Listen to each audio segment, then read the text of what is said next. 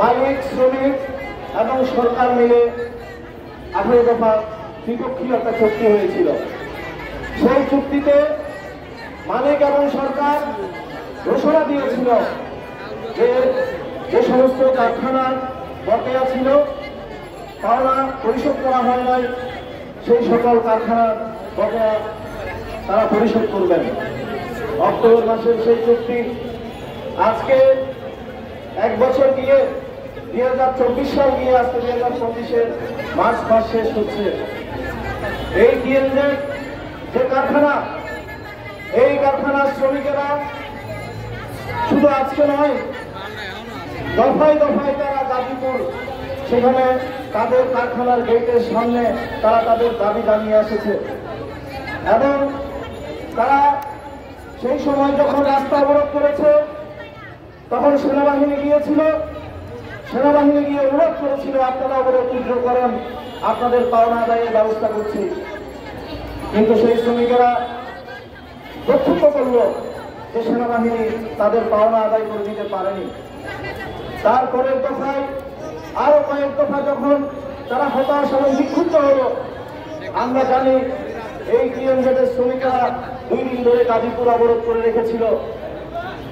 সারা দেশের মিডিয়ার মধ্য দিয়ে প্রচারিত হওয়ার পরে মন্ত্রণালয়ে মিটিং হয়, সেই মিটিং এর মধ্য দিয়ে সিদ্ধান্ত হয়েছিল মালিক শ্রমিক সরকার মিলে টিএনজেডের এই পাওনা পরিশোধ করা হবে। কিন্তু আমরা দেখলাম যেই তারিখ ঘোষণা করা হয়েছিল সেই ঘোষণার সময়ে শ্রমিকের যে পাওনা পরিশোধ করার কথা ছিল সেই পরিশোধের সেই টাকা, সেই ওয়াদা বারবার মালিক এবং সরকার পক্ষ খেলাপ করেছে। তারই ফলশ্রুতিতে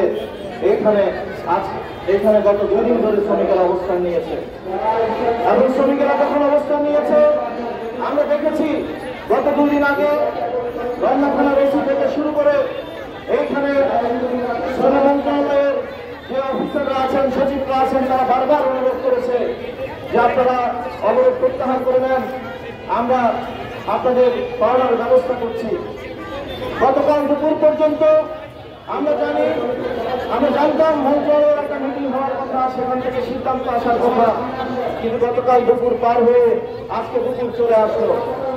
এইরকম একটা পরিস্থিতিতে আমাদের শ্রমিকেরা মন্ত্রণালয়ের উদ্দেশ্যে তারা তাদের দাবি নিয়ে গিয়েছিল এবং আমরা সেখানে দেখলাম সেই শান্তিপূর্ণ মিছিলের মধ্যে পুলিশের বাধা এবং সেই বাধার মধ্যে যখন বিপ্লবী ছাত্র মৈত্রীর সভাপতি দিলীপ রায় যখন শ্রমিকের এই হতাশা এবং যে উত্তেজনা সেটাকে বরঞ্চ তিনি নিয়ন্ত্রণে আনার চেষ্টা করছিলেন, আমরা দেখেছি পুলিশ ভিন্নভাবে তাকে কিভাবে পিটিয়েছে।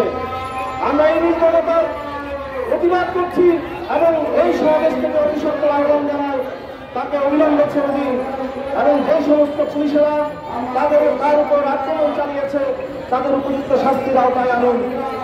সংগ্রামী বন্ধুগণ, আপনারা জানেন যে টিএনজেড সহ যে সমস্ত কারখানার মধ্যে এই আজকে পরিস্থিতি চলছে, শুধু টিএনজেড নয়, স্টাইল ক্রাফট থেকে শুরু করে ওই বিজিএমইএ গাজীপুর ডিসি অফিসে আজকে হাজার হাজার শ্রমিক অবরোধ করে রেখেছে। অথচ আমরা জানতাম ঈদের মধ্যে প্রতি বছর এই ঘটনা ঘটে এবং এইবারে তার ব্যতিক্রম ঘটে নাই। আমরা সমস্ত শ্রমিক সংগঠন প্রস্তাব দিয়েছিল যেই সমস্ত মালিকেরা পলাতক আছেন সেই সমস্ত মালিকদের যে সম্পদ সেই সম্পদের হিসাব নেই। আমরা জানি এই টিএনজেড গাজীপুরের মধ্যে তার সম্পত্তির কোনো অভাব নাই, তার কারখানা 5-6টা তার কারখানা, তার হাজার হাজার কোটি টাকার মালিক, এই হাজার হাজার কোটি টাকার মালিক আজকে এই শ্রমিকরা পথে